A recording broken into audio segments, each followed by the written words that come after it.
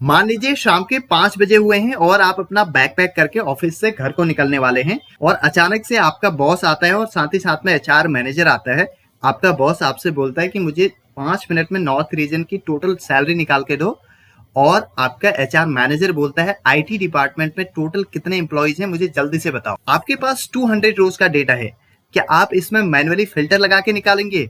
जी नहीं, इसमें आप यूज करेंगे सम इफ एंड काउंट इफ का। स्वागत है दोस्तों एक्सेल बूट कैंप सीरीज के 9th डे में। आज हम सीखेंगे सम इफ एंड काउंट इफ का वो प्रैक्टिकल यूज जो डे टू डे हम ऑफिस में यूज करते हैं। यहाँ पे एक हमारे पास कॉर्पोरेट लेवल का डेटा है।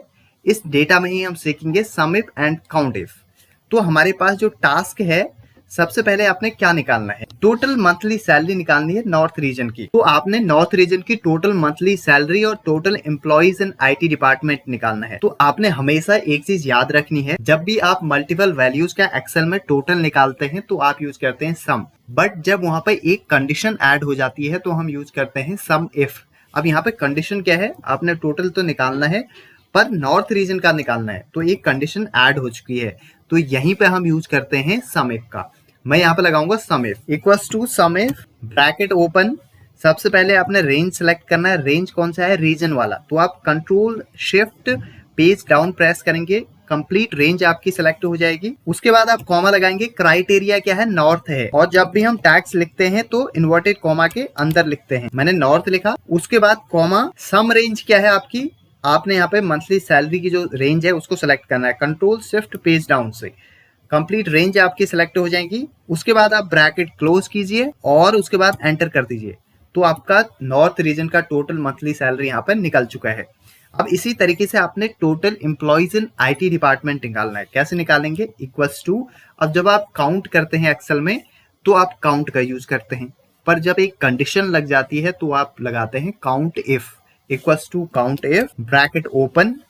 अब रेंज क्या है आपकी? रेंज आपने डिपार्टमेंट वाला सिलेक्ट करना है। आपने control shift page down press किया, कंप्लीट रेंज आपकी सिलेक्ट हो चुकी है। उसके बाद आपने कॉमा लगा के क्राइटेरिया क्या है? आईटी है। अब टैक्स है तो हम इन्वर्टेड कॉमा के अंदर लिखेंगे और ब्रैकेट क्लोज करेंगे इस तरीके से और एंटर करेंगे। तो total employees in IT department 67 है। अब ये तो आपने सिर्फ 5 मिनट में डेटा निकाल दिया, पर अब इसको आप प्रोफेशनल तरीके से कैसे निकाल सकते हैं? फॉर एग्जाम्पल आपका बॉस आपसे बोलता है आपको रीजन वाइज मंथली सैलरी निकालनी है और कौन से डिपार्टमेंट में कितने एम्प्लॉइज हैं वो काउंट करना है। तो आप कैसे करेंगे? आप सबसे पहले ऊपर हेडिंग डालिए रीजन और उसके आगे लिखिए यहाँ पे टोटल मंथली सैलरी। अब नीचे हम यहाँ पे लिख देते हैं region east west north and south. अब हमारे पास एक ये प्रोफेशनल लुक तैयार हो चुका है। इसमें हमने निकालना है east west north and south की टोटल मंथली सैलरी। तो हम यहाँ पे लगाएंगे equals to sum if bracket open. Range क्या है हमारी? रेंज है हमारा यहाँ पे region. Control shift page down comma. Criteria क्या है? क्राइटेरिया यहाँ पे ईस्ट सेलेक्ट कर लो और उसके बाद कॉमा। सम रेंज क्या है हमारी यहाँ पे? Monthly salary.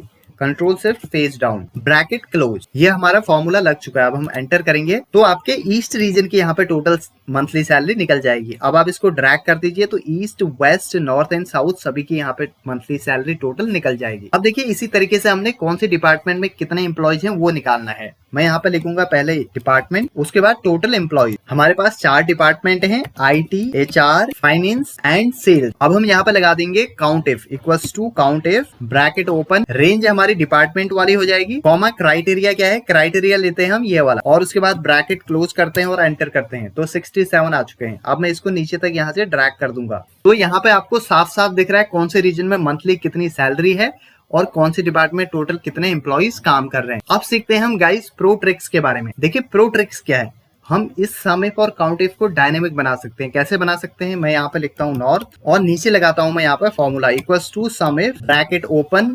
रेंज हम सेलेक्ट कर लेंगे रीजन वाले यहाँ से, control shift page down comma. Criteria क्या है हमारा? ये नॉर्थ वाले को हम यहाँ पे सिलेक्ट कर लेते हैं और उसके बाद कॉमा। सम रेंज क्या है हमारी? मंथली सैलरी को यहाँ से हम सिलेक्ट करते हैं इस तरीके से और उसके बाद हम ब्रैकेट को यहाँ से क्लोज कर देंगे और एंटर कर देंगे। तो आपके नॉर्थ रीजन की टोटल यहाँ पे मंथली सैलरी निकल के आ चुकी है। अब फॉर एग्जाम्पल मैं यहाँ पे ईस्ट लिख देता हूँ, देखिए, और एंटर करूंगा तो यहाँ पे आपको ईस्ट की मंथली सैलरी यहाँ पे निकल के आ जाएगी। इसी तरीके से वेस्ट और साउथ की आप निकाल सकते हैं।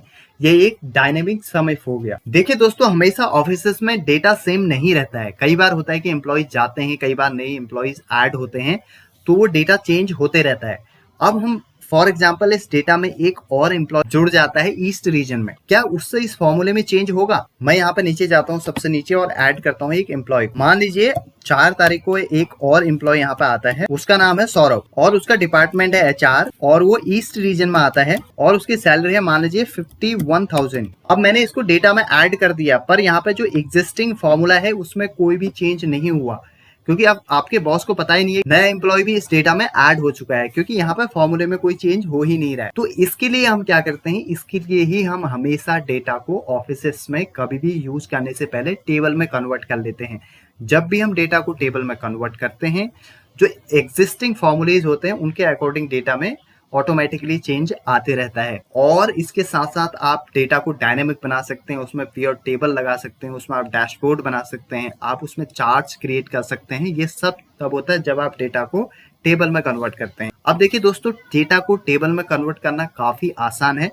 आप क्या करेंगे, डेटा के किसी एक सेल को सिलेक्ट करेंगे, कंट्रोल T प्रेस करेंगे इस तरीके से और माय टेबल हैज हीडर्स को सिलेक्ट रखेंगे और उसके बाद ओके कर देंगे यहाँ पे, तो आपका जो डेटा है वो टेबल में कन्वर्ट हो जाएगा। जब आपका डेटा टेबल में कन्वर्ट हो जाता है उसके बाद क्या होगा, देखिए अब मैं दोबारा से यहाँ पे ईस्ट रीजन में ये फॉर्मूला लगाता हूँ, फिर से मैं यहाँ पे समेप लगाता हूँ, equals to sum f bracket open, range क्या है हमारी, नॉर्थ रीजन को सिलेक्ट करेंगे, यहाँ से रीजन को सिलेक्ट करेंगे यहाँ से, उसके बाद कॉमा, क्राइटेरिया क्या है, क्राइटेरिया हमारा ये है और उसके बाद सम रेंज क्या है, मंथली सैलरी है, इसको हम सिलेक्ट करेंगे। तो दोस्तों दोबारा से हमने यहाँ पे फॉर्मूला लगा दिया है डेटा को टेबल में कन्वर्ट करने के बाद में। अब हम इस पर एंटर प्रेस करेंगे तो ये डेटा दोबारा से यहाँ पे आ चुका है। मैं इसको नीचे तक ड्रैग कर देता हूँ। अब देखिए हमने टेबल में कन्वर्ट करने के बाद यहाँ पे समेप लगाया है। अब हम क्या करते हैं, नीचे मान लीजिए एक नया एम्प्लॉय फिर से ऐड हो चुका है इसी ईस्ट रीजन में। अभी इसकी जो टोटल मंथली सैलरी है 13,09,061 है। अब देखिए क्या होता है, क्या इसमें चेंजेस होगा। मैं सबसे नीचे चलता हूँ, यहाँ पे लिख लेते हैं 1/05/2026। मान लीजिए 5 तारीख को एक और एम्प्लॉय आ जाता है यहाँ पे, गौरव सिंह है और इनकी जो डिपार्टमेंट है वो है सेल्स, रीजन इनका ईस्ट है, सैलरी इनकी मान लीजिए 40,000 है। अब मैंने ये ऐड कर दिया। अब मैं जाता हूँ ऊपर फॉर्मूले में, यहाँ पे देखता हूँ क्या इसमें चेंजेस हुआ है। तो आप देखेंगे इसमें ऑटोमेटिकली 40,000 यहाँ पे ऐड हो चुका है। तो यही बेनिफिट होता है डेटा को टेबल में कन्वर्ट करने का। तो दोस्तों ये था आज का वीडियो। अगर आपको वीडियो पसंद आया तो आप मेरे चैनल को सब्सक्राइब कीजिए और लाइक कीजिए। अगर आपको कोई भी डाउट है तो आप मुझे कमेंट में बता सकते हैं, मैं आपकी डेफिनेटली हेल्प करूंगा। मिलते हैं अगली वीडियो में, तब तक के लिए बाय बाय।